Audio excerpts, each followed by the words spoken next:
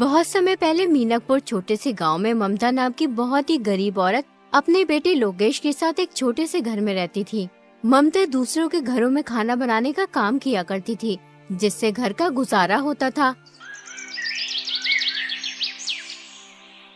एक दिन ममता लोकेश से कहती है, लोकेश बेटा, जा भानु भैया की दुकान से घर का राशन ले आ। अगर वो पैसे मांगे तो कह देना कि पैसे अगले महीने दे देंगे। ठीक है माँ, मैं अभी राशन ले आता हूँ। लोकेश भानु की दुकान पर राशन लेने पहुँच जाता है। वो भानु से कहता है, भानु भैया, माँ ने राशन मंगाया है। उन्होंने कहा है कि पैसे अगले महीने दे देंगे। तुमने मुझे क्या समझ रखा है जो मुंह उठाए उधार लेने चले आते हो यहाँ? अरे उधार की वजह से मेरी दुकान बंद होने की कगार पे है। अभी तुमने पहले के पैसे दिए नहीं है और उधार लेने चले आए। देखो भाई, मैं उधार का कोई सामान नहीं दे सकता। भानु दुकानदार की ये बात सुनकर लोकेश अपने घर की ओर चल पड़ता है और वो सोचने लगता है, मैं कितना अभागा हूँ जो 2 वक्त के खाने के लिए पैसे नहीं जुटा सकता। माँ किस तरह दूसरों के घरों में काम करती है। अब मुझसे उनका दुख देखा नहीं जाता। बेचारी कब तक दूसरों का काम करती रहेंगी। मुझे कोई काम जरूर करना होगा। शायद अब वक्त आ गया है कि मुझे अपनी जिम्मेदारी संभालनी होगी, ताकि मैं अपनी माँ को इस स्थिति से निकाल सकूं और उनकी जिंदगी में थोड़ी खुशियां ला सकूं। लोकेश ये सोच ही रहा था, तभी उसकी नजर एक ऋषिवर पर पड़ी। ऋषिवर ने लोकेश को अपने पास बुलाया और बोले, क्यों उदास हो प्यारे बेटे? तुम्हें देखकर ऐसा लगता है जैसे तुम किसी बड़ी समस्या से जूझ रहे हो। ऋषिवर, मैं एक गरीब लड़का हूँ। मेरे पास कुछ नहीं है, सिर्फ एक सपना है कि एक दिन मैं अपनी माँ की मदद कर सकूं।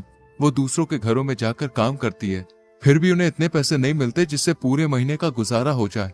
मुझे तो समझ में नहीं आ रहा कि मैं क्या करूं। मेरी जिंदगी में आगे क्या होगा। तुम्हारे मन में जो सपना है वो एक दिन जरूर पूरा होगा बेटा। तुम बड़े तकदीर वाले हो। तुम्हारा भाग्य बहुत उज्जवल है। बहुत ही जल्दी ऐसा वक्त आएगा जब हर किसी की जुबान पर सिर्फ तुम्हारा नाम होगा। लेकिन मैं तो केवल एक साधारण सा लड़का हूँ। मेरे पास तो साधन भी नहीं है और ना ही मैं कोई राजा हूँ। फिर हर किसी की जुबान पर मेरा नाम क्यों होगा स्वामी? मैं समझ नहीं पा रहा हूँ कि आप क्या कहना चाहते हैं। इस संसार में हर एक व्यक्ति की कहानी अनोखी होती है और तुम्हारी कहानी अभी शुरू हुई है। इतना कहकर ऋषिवर वहाँ से चले जाते हैं। लोकेश को उनकी कोई भी बात समझ नहीं आती है और फिर लोकेश भी अपने घर चला जाता है। बेटा, तू खाली हाथ क्यों चला आया? मैंने तो तुझे घर का राशन लेने भेजा था। माँ, भानु भैया ने उधार राशन देने के लिए मना कर दिया है। वो कह रहे थे कि मैं तुम्हें और उधारी नहीं दे सकता। तुम्हारे ऊपर पहले के ही बहुत पैसे हैं। कोई बात नहीं बेटा, मैं आज मालकिन से पैसे लेकर आऊंगी। तू भानु का हिसाब कराना। जा तू खाना खा ले। माँ, मैं खाना बाद में खाऊंगा। आप पहले मुझे एक बात बताओ। जब मैं रास्ते में आ रहा था तो मुझे एक ऋषिवर मिले थे। वो कह रहे थे कि मैं बहुत तकदीर वाला हूँ। कुछ ही दिनों में हर किसी की जुबान पर मेरा ही नाम होगा। मैं तो उनकी बात समझ ही नहीं पाया। अगर तुम्हें कुछ समझ में आया तो तुम मुझे बताओ माँ। क्या सच में उन्होंने ऐसा कहा? हाँ माँ, उन्होंने ऐसा ही कहा। बेटा, जब तेरा जन्म हुआ था तब भी एक ऋषि ने मुझसे कहा था कि ये तेरा बेटा बहुत भाग्यशाली है, बड़ा होकर ये राजकुमार बनेगा। लेकिन मैंने उनकी बात पर कुछ ध्यान नहीं दिया था। माँ, ये सब फिजूल की बातें हैं। भला एक गरीब माँ का बेटा राजकुमार कैसे बन सकता है? राजकुमार तो राजा का बेटा बनता है। तुम सही कहते हो लोकेश, लेकिन कभी कभी ये भविष्यवाणी सच भी हो जाती है। मैंने खुद अपनी आंखों से भविष्यवाणियों को सच होते हुए देखा है। हमारे गांव में सुनीता नाम की एक औरत ने एक बेटी और बेटे को जन्म दिया था। उन बच्चों की खुशी में उस औरत के पति महेंद्र ने आसपास के सभी गांवों में दावत की थी। वो औरत भविष्यवाणी में बहुत विश्वास करती थी, इसलिए उसने अपने बच्चों का भविष्य पूछने के लिए एक ऋषि को बुलाया। उस ऋषि ने उससे कहा, मैं तुम्हें इन बच्चों का भविष्य नहीं बता सकता और तुम्हारे लिए भी यही बेहतर होगा कि तुम कभी भी इन बच्चों का भविष्य जानने की कोशिश मत करना, वरना तुम्हारा ये खुशहाल जीवन पल भर में दुख में बदल जाएगा। लेकिन ऋषिवर, ऐसा क्या है इन बच्चों के भविष्य में जो आप हमें बताना नहीं चाहते? हमने तो ऐसा कोई पाप नहीं किया है जिसकी सजा इन बच्चों को मिले। कितनी दुआओं के बाद ईश्वर ने हमें ये 2 जुड़वा बच्चे दिए हैं। कृपया करके आप मुझे बताएं, इन बच्चों के भविष्य में क्या लिखा है? ठीक है, अगर तुम अपने बच्चों का भविष्य जानना चाहती हो तो सुनो। तुम्हारा ये बेटा बड़ा होकर अपनी जुड़वा बहन से शादी करेगा। ऋषि की ये बात सुनकर सुनीता के होश उड़ गए। ऐसा कैसे हो सकता है ऋषिवर? भला एक भाई अपनी बहन से कैसे शादी कर सकता है? मैं ये भविष्यवाणी नहीं मानता। तुम झूठ बोल रहे हो। मैं आपकी बातों पर विश्वास नहीं कर सकता।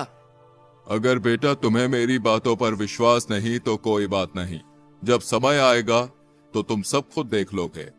इतना कहकर ऋषिवर वहाँ से चले जाते हैं।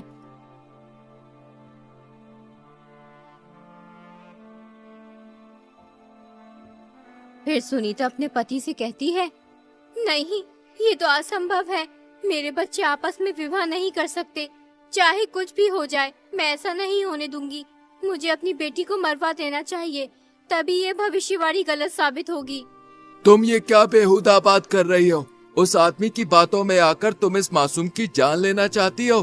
कितने वर्षों बाद ईश्वर ने हमें औलाद का सुख दिया और तुम कह रही हो कि हम इस मासूम बच्ची को मरवा दें? मैं ऐसा नहीं करना चाहती, लेकिन हमें इन भविष्यवाणियों को हल्के में नहीं लेना चाहिए, क्योंकि ये भविष्यवाणियाँ मेरे जीवन में एक महत्वपूर्ण भूमिका निभाती आई हैं। कई बार ऐसा हुआ है जब मैंने इनकी अनदेखी की है तो मुझे इसका नुकसान उठाना पड़ा। हमें इन भविष्यवाणियों को गंभीरता से लेना चाहिए, क्योंकि ये सिर्फ शब्द नहीं है बल्कि हमारे भविष्य के संकेत हैं। इसलिए इस भविष्यवाणी को नजरअंदाज करना हमारे लिए सही नहीं होगा। देखो सुनीता, हमें समझदारी से सोच समझकर ही कोई कदम उठाना चाहिए। बताओ अब हमें क्या करना होगा? तुम इस बच्चे को कहीं दूर ले जाकर मार दो। हमें ना चाहते हुए भी ऐसा करना ही होगा। इसी में हमारी भलाई है। अगर भविष्यवाणी सच हो गई तो अनर्थ हो जाएगा। ठीक है, जो आज तक किसी ने नहीं किया वो मैं करूँगा। अपने ही हाथों से अपनी बच्ची की जान लूंगा। तुम इस बच्ची को किसी कपड़े में लपेट दो जिससे मुझ पर किसी को शक ना हो।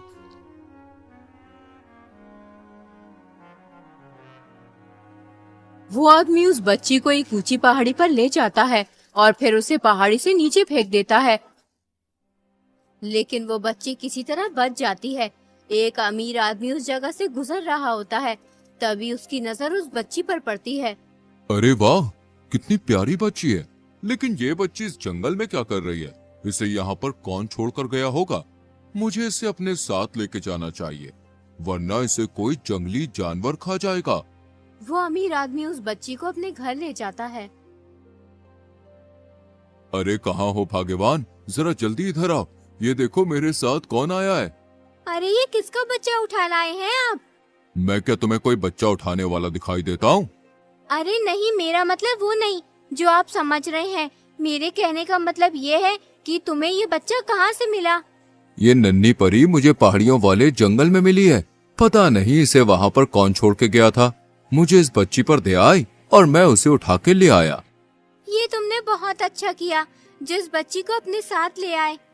देखो ये बच्ची कितनी सुंदर है, देखने में बिल्कुल चांद का टुकड़ा लग रही है। आज से ये बच्ची हमारे परिवार का हिस्सा है। हम इसे भी अपने बेटे सुहन की तरह ही पालेंगे। अब से हमारे एक नहीं बल्कि 2 बच्चे हैं। यूं ही कई वर्ष बीत जाते हैं। अब वो दोनों भाई बहन बड़े हो चुके होते हैं। अपने बेटे को जवान होता देख सुनीता और उसका पति बहुत खुश होते हैं कि भविष्यवाणी गलत साबित हुई, लेकिन होना तो वही था जो तकदीर में लिखा था।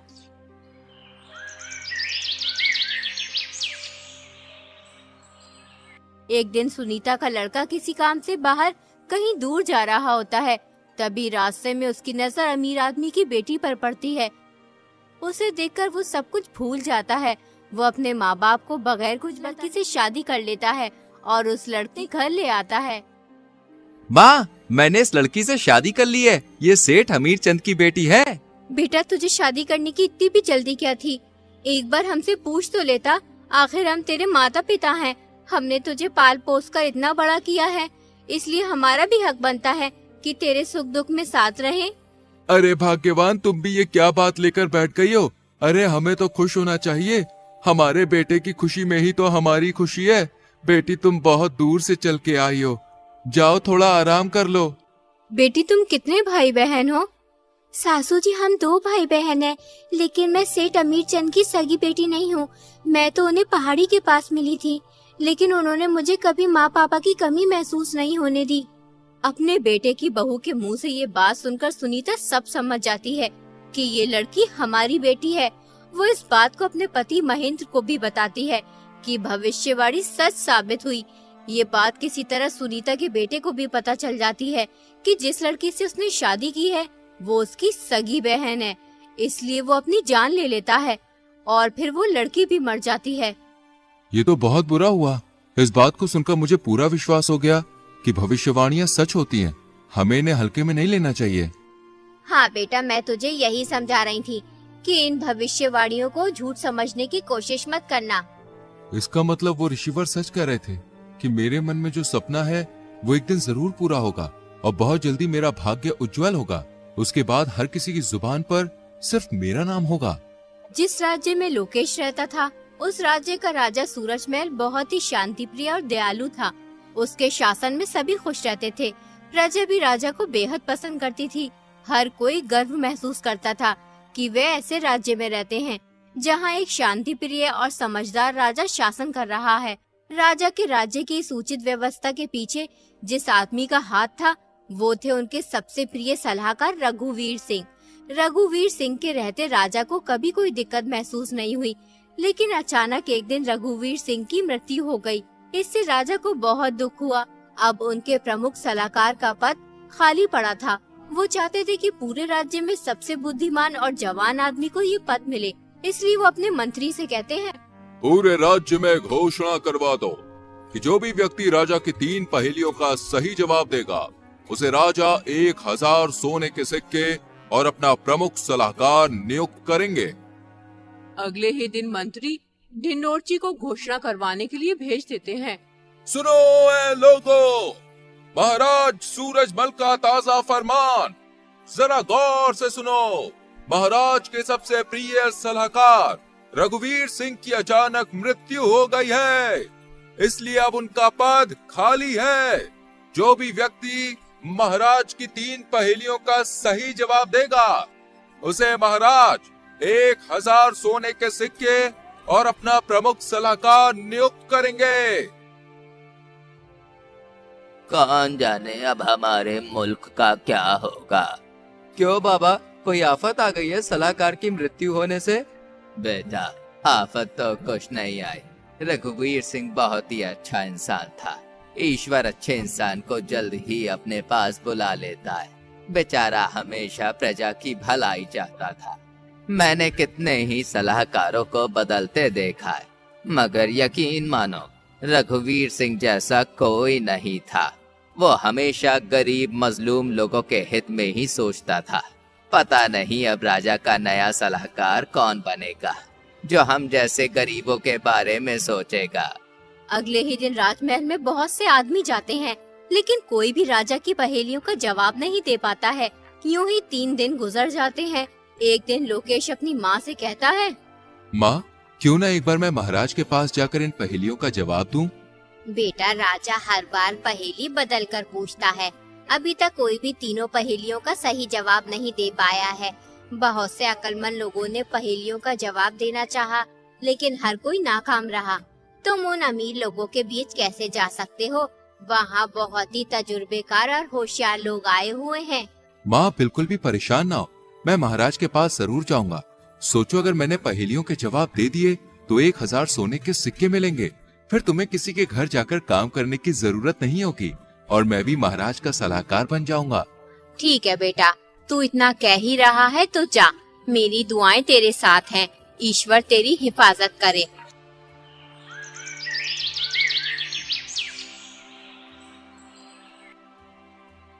अगले दिन लोकेश राजमहल पहुंच जाता है। महाराज उससे पूछते हैं, तुम यहाँ किस लिए आए हो? महाराज, मैं यहाँ आपकी पहेलियों का जवाब देने आया हूँ। अभी तक कोई भी मेरी पहेलियों का जवाब दे नहीं पाया। तुम समझदार लगते हो, जवान भी हो, शायद तुम मेरी पहेलियों का जवाब दे सकते हो। जैसा कि तुम शर्त जानते ही हो, जो भी पहेलियों का सही जवाब देगा वो मेरा सलाहकार बनेगा और उसे इनाम में 1000 सोने के सिक्के दिए जाएंगे। ठीक है महाराज, मैं आपकी पहेलियों का जवाब देने के लिए तैयार हूँ। तो बताओ, तुम्हारे अनुसार सबसे बड़ा धन क्या है? महाराज, सबसे बड़ा धन संतोष है। जब मन शांत होता है तो इंसान सबसे अमीर होता है। बहुत खूब, अब दूसरे सवाल का जवाब दो। जीवन में सबसे बड़ा ज्ञान क्या है? महाराज, जीवन में सबसे बड़ा ज्ञान ये है कि खुद को जानना और समझना। जब हम अपने आप को पहचानते हैं तब हम दूसरों को भी समझ पाते हैं। सही उत्तर। अब तीसरा और आखिरी सवाल, सच्ची मित्रता का अर्थ क्या है? महाराज, सच्ची मित्रता वो है जब एक मित्र दूसरे की खुशियों में खुश और दुखों में दुखी होता है, बिना किसी स्वार्थ के। बहुत अच्छे, तुमने तीनों सवालों के सही जवाब दिए हैं। तुम वाकई में बुद्धिमान हो। आज से तुम मेरे सलाहकार हो। मंत्री, इसे 1000 सोने के सिक्के दे दिए जाए। कल से तुम अपना पद संभालोगे। लोकेश 1000 सोने के सिक्के लेकर अपने घर चला जाता है। लोकेश को देखकर ममता बहुत खुश होती है। वो लोकेश से कहती है, बेटा, जब से तू गया है तब से ही मैं तेरे लिए दुआ कर रही थी कि तू कामयाब हो, और ईश्वर ने मेरी दुआ सुन ली। अब हमारी सारी मुसीबतें दूर हो जाएंगी। हाँ माँ, अब तुम्हें किसी भी चीज की चिंता करने की जरूरत नहीं है। आज से तुम्हें दूसरों के घरों पे जाकर काम करने की भी कोई जरूरत नहीं है। बेटा, मेरी पूरी जिंदगी दुख और तकलीफों में कट गई। आज सालों बाद तूने मुझे ये खुशी दिखाई है। अगर आज तेरे पिताजी जिंदा होते तो बहुत खुश होते। पूरे राज्य में ये बात फैल जाती है कि ममता का बेटा राजा का सलाहकार बन गया है। सब बहुत खुश होते हैं क्योंकि लोकेश बहुत ही समझदार और नेक लड़का था। एक दिन लोकेश महल से अपने घर जा रहा होता है। तभी रास्ते में दो भाई एक घोड़ी के बच्चे के ऊपर झगड़ते हुए दिखाई देते हैं। लोकेश उनके पास जाकर बोला, आखिर तुम दोनों लड़ क्यों रहे हो? जिस आदमी को तुम मेरे सामने खड़ा देख रहे हो, ये मेरा बड़ा भाई है। ये एक नंबर का झगड़ालू इंसान है। ईश्वर इसे गारत करे। हमारे पिताजी जो भी छोड़कर मरे थे, हमने उसे आपस में बांट लिया। मेरे हिस्से में घोड़ी आई थी, उस घोड़ी ने एक बच्चा दिया। ये बेईमान इंसान उस घोड़ी के बच्चे को अपना बता रहा है। जरा आप इसे समझाइए, जब बच्चा मेरी घोड़ी ने दिया तो वो घोड़ी का बच्चा मेरा हुआ या इस बकबक का? ये नामुराद झूठ बोल रहा है। सालों से ये अपनी घोड़ी को मेरी जगह में बांधता हुआ आ रहा है और इसकी घोड़ी ने बच्चा मेरी जमीन पर दिया है, इसलिए वो घोड़ी का बच्चा मेरा हुआ। जो चीज जिसकी जमीन पर पैदा होती है वो उसी की हो जाती है। लोकेश समझ गया ये दोनों पागल हैं, इसलिए वो उनसे बोला, तुम्हारी समस्या तो बहुत गंभीर है। तुम्हें राजा के पास जाना चाहिए, वो ही तुम्हारा फैसला कर सकते हैं।